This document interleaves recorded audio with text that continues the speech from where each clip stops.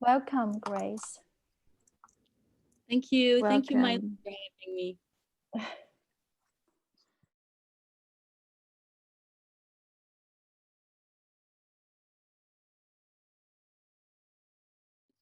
So I'm a child of migrants and refugees who settled in France in the 70s. And I think food has always been very central in the way that my family passed on their heritage. Because I guess my mother, my aunties, and my grandmother before them, they never used words to show their love and affection. They never said, I love you, the way I would see it in the films and the cartoons that I watched when I was little. But they always asked me, are you hungry? And that was the form that their love took. They took the form of bowls of rice and fried garlic and family dishes with infinite care for us. So yes, food is how I came to love my family's culture and my family's history and my family's way of life. And food is also how I started writing because as I was growing up, there was a strong sense in me that uh, that knew that writing is not serious enough a job for for a family, for a mother and a father who sacrificed everything for their children. Writing is it didn't seem useful or concrete or efficient against war and hunger and exile, which are what my parents fought when they came to France. And so I suppose writing about food was like the middle way in all this, writing about the food of my childhood, writing about the family restaurants in the Chinese quarter of Paris where my parents took me to, about what they mean for me, about everything that is said around the table. So that's my way of resisting and of being who I am now. And so that's food is how I allowed myself to be a writer. So I really thank what everything my family has given me, and a food is an essential part of it.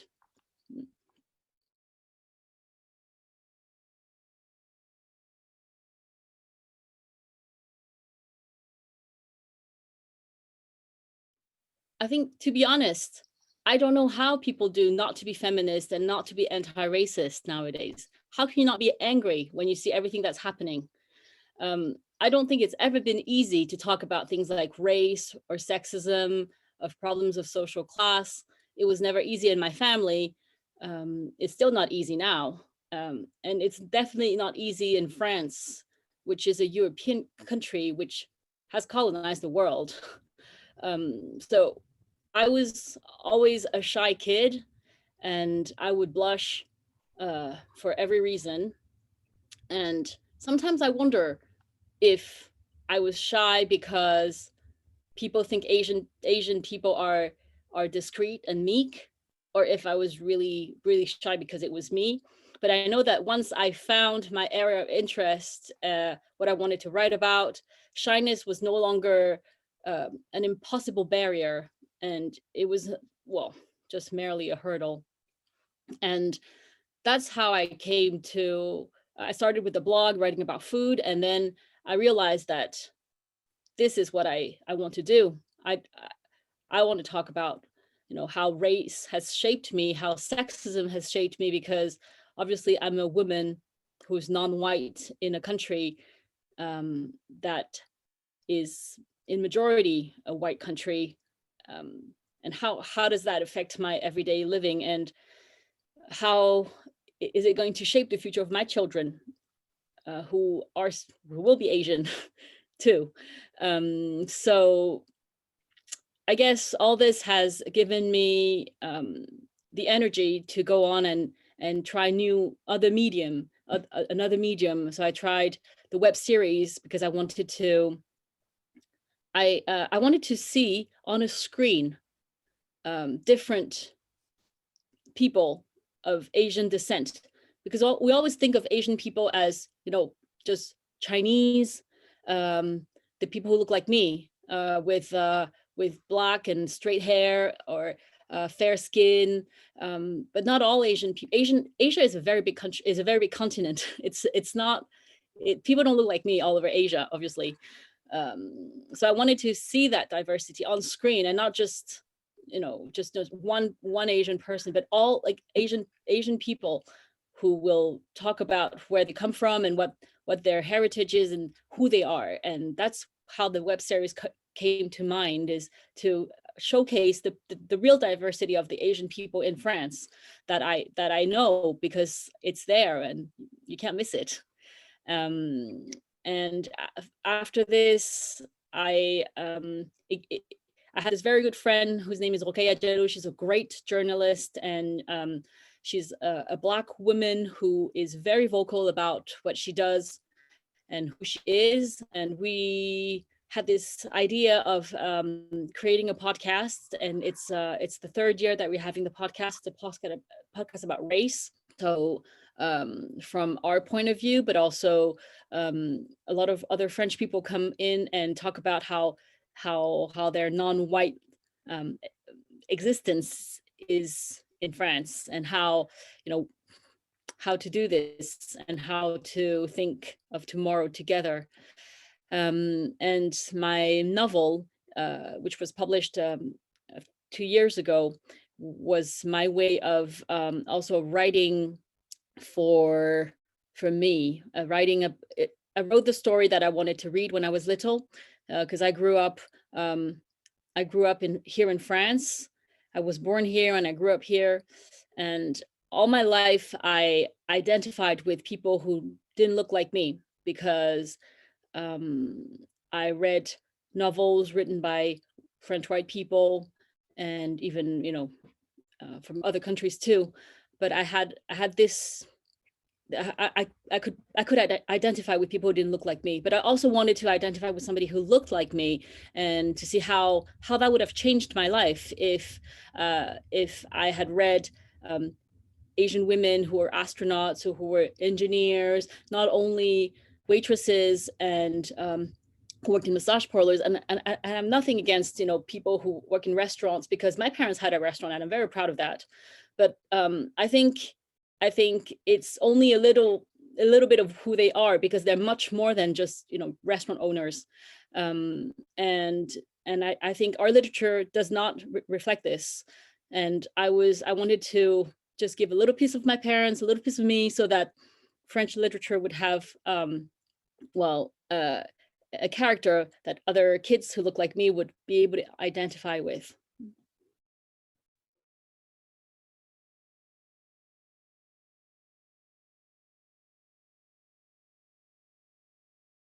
I think there's a very strong stereotype attached to Asian people, that they are invisible.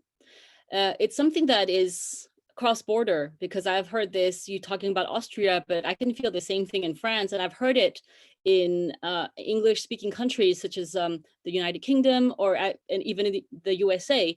So I suppose it's something that is really, really strong about the Asian communities all around the world outside of Asia. And this perception of invisibility, sometimes I wonder whether it's really, is it something that people see from us, or is it something that they want from us? Because my feeling is that it's something very political. It's something that they want to see from us, and that's what they see, because if you come to in my family, there are very vocal aunties. So this invisibility of Asian, of this perceived invisibility, I think it's something very that it's a strong stigmata that we have to fight, because it's very it's very convenient to say that Asians are invisible. That means that you don't have to tackle the everything that Asian people in the communities have to face, poverty and social issues. I yes, there are probably like bigger communities in countries, in different countries of Europe. In France, we do not have official figures because this is not permitted, but the estimates are there are about 1 million Asian people and people of Asian descent. And when we say Asian here in France, we mean Chinese, East Asian countries such as China, Korea, Japan, and also Southeast Asian countries such as Vietnam, Laos, and Cambodia, which are former protectorates and colonies of France. And this is what we mean by Chinese, by Asian and people of Asian descent. And what we think it's about 1 million currently. But even though the numbers are higher than elsewhere, I think this invisibility is still something that we perceive from this community. I can think of the death of a Chinese man in 2016. His name was Zhang Chaolin. He lived in Aubervilliers, which is an area of the suburbs of Paris, which knows a lot of is a high Asian population. He died because of racism. He was killed by two men who thought he had money, cash. And in 2016, there was a march, and a lot of French Asian people realized that racism was still very fierce and very rife, and we had to fight it together. And this, and when I heard that there was, when I heard about the attack, the terrorist attack in Vienna that happened in November, and caused the death of 4 people, one of them being a Chinese restaurateur, I really thought that it's the same. There are Chinese people, Asian people dying, not directly from, with the same, in the same circumstances, but we are part of the population and we are facing the same problems, whether it's racism, whether it's terrorism, whether it's, we are part of the population of the countries we live in, our countries of residence, our countries of birth, countries of choice. And all the problems that we know as communities are the same problems that all over Europe and all over in all communities.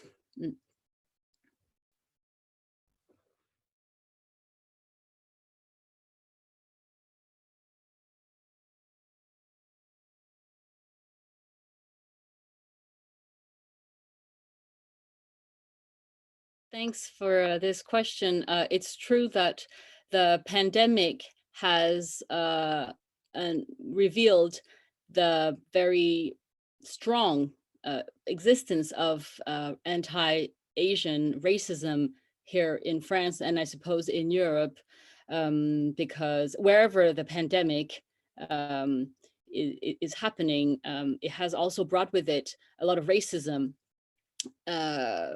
And this isn't something new. A lot of people seem to have discovered anti-Asian racism in the wake of COVID-19, but obviously it's always been there. It just took different shapes, and it's true with the pandemic that was very sudden. One day we were mostly seen as you said, the model minority, so very discreet and very, and just there but barely there. And the next day we were viruses, human viruses, that we had to avoid, that we had to point as responsible and guilty for this pandemic. So in this very quick turnaround, you can see how much racism affects our life and how racism will always be controlled by the perception of others. And so this quick change has shaken us, because I have a lot of friends and family who before the pandemic thought that racism was over, that they had a job, they had a life, they had a good pay, they were the model minority. There was no doubt about it. And then when they took metro, the train, the public transportation, and people would spit in their faces, then they suddenly realized then that nothing was over. Actually, we will always be less French than other people because of what we look like, because of our race.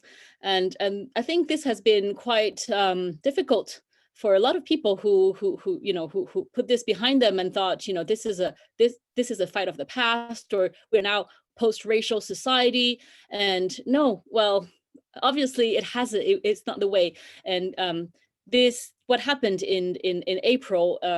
Emmanuel Le Chypre, which is which used to be one of the former BFM TV journalists, he during the coverage of a ceremony mourning Chinese deaths in China due to COVID-19, he said to his colleague, they are burying Pokemons on French television. And so obviously we were very angry and saddened, and not only by what is allowed. I mean, a channel, a very, you know, a channel, a TV channel that is very, you know, is watched by millions of people, would allow this kind of behavior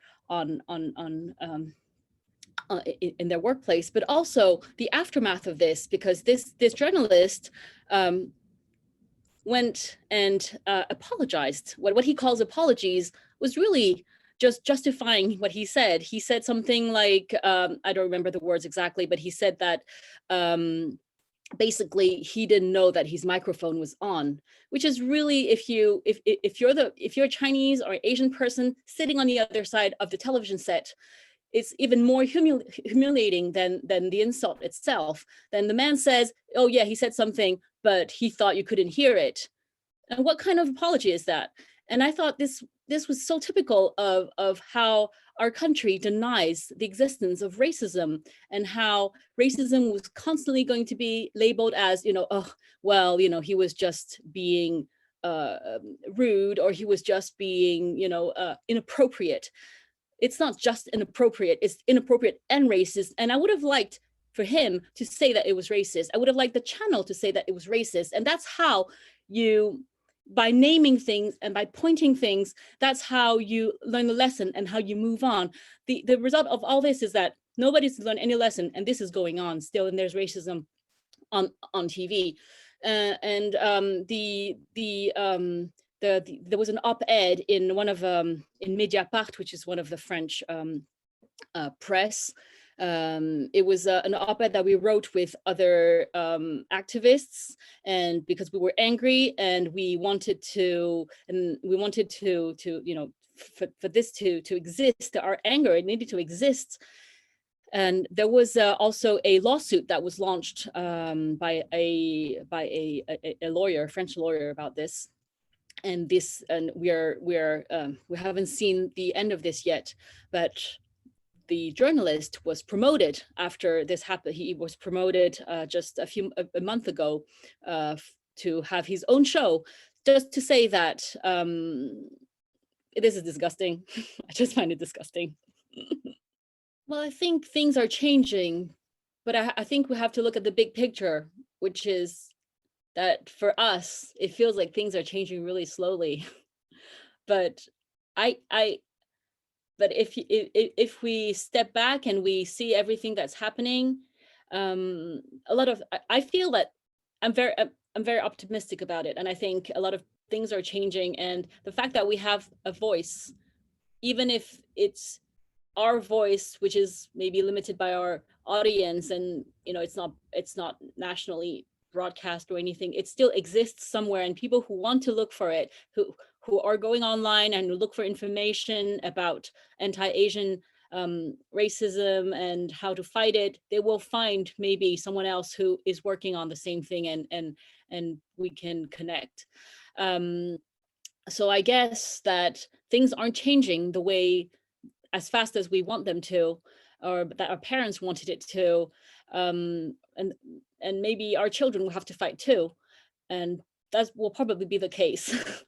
But I think that things are changing, and the fact that we are talking right now, the fact that these channels, these broadcast channels, have received our op-eds, our letters, I think this means a lot already. And there's a lot of talk right now about what they call the cancel culture. And I think this is directly stemming from what we're talking about right now, is people like us who have been deemed invisible and voiceless for so many years, so many decades, centuries, now having a voice. The people who were talking the whole time, they think that we're trying to cancel them. When we're just trying to exercise our own right? We're just trying to be who we are. But it feels like oppression for those who have been unchallenged before. So I think the fact that they even have a word for this, the cancel culture, which has nothing to do with canceling or nothing to do with censorship or whatever, that there's a sense of fear and a sense of panic going around in places where people are very comfortable. And I think this means that things are changing.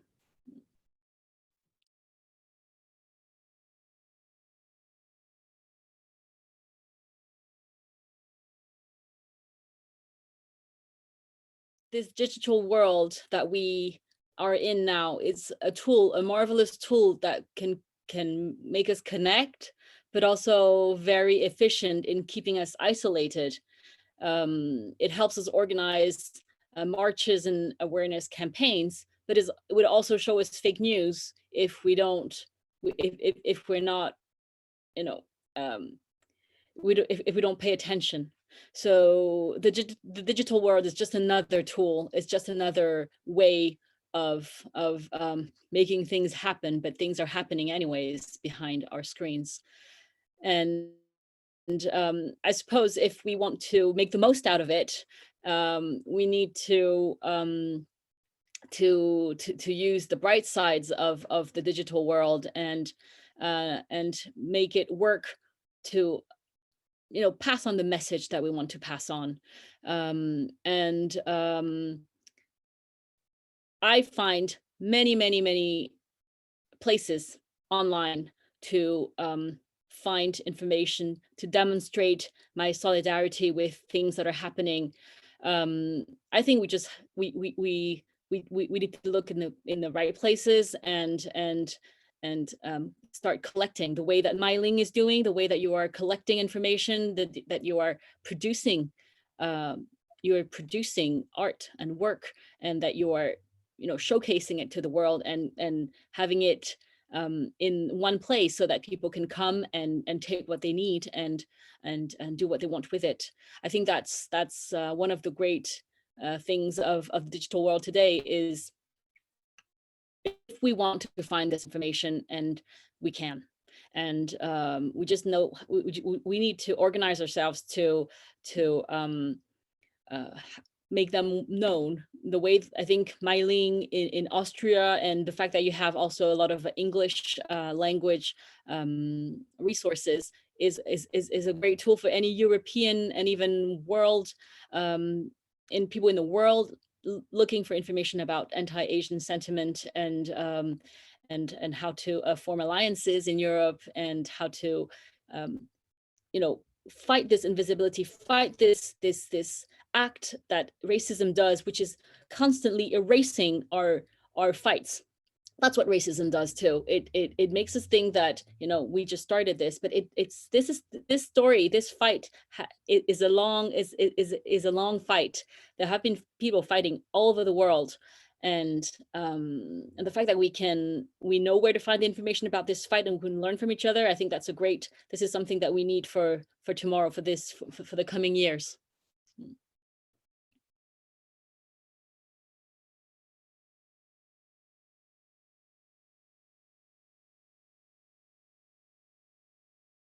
I think it's hard. Yes. You know how when you post something, whether it's a picture of your cat or of what you made for lunch, that even if there are 10 people who say, wow, that looks great, and if there's one person who's grumpy, you will remember the grumpy person.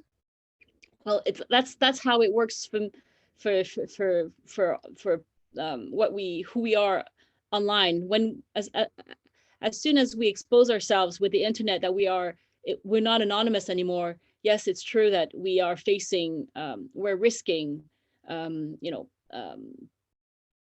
comments and criticism, and sometimes it's hard to hear, because you put a lot of heart, you put a lot of yourself in what you do and in your work, and when it's not constructive, but even when it's constructive but it's rude, it's difficult to hear. And I guess I've heard things that hurt me, such as, oh, you're fake Chinese, or you're almost white, or I don't know, just things that really, really crushed my heart. I was thinking, gosh, it shouldn't hurt me, but it still does. And I know it's not true, but you know, it's not reason that's talking. It's more, you know, the heart. So I guess my way of fighting this is to think that my work, online or offline, it's my work, and I don't need to be validated by these people. I mean, people who like, and who will press like on the button, press the button, or they will share it. Thanks to all of them.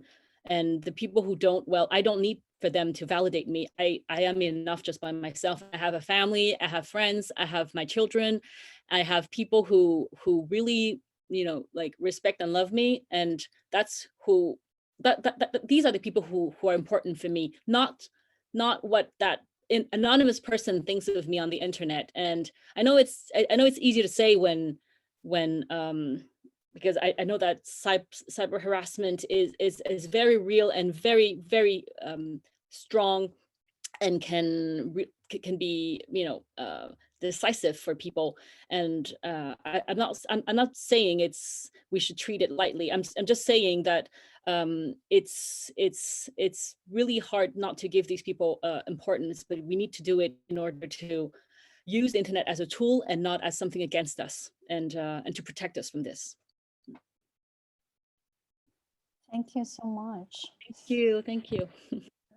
Thank you for this conversation. I'm so glad, and as I said to you, I'm so glad that we have this European conversation, because we always look towards the USA, and because they do great things over there, but we share so much, being living in European countries and sharing a common history, and you know, sharing like a continent. And I really hope that anti-Asian racism and even culture collectives can connect all around Europe, so we can have this conversation on a regular basis, and share everything that we do and uplift ourselves, because that's the only way forward, because on our own we're really, really weak.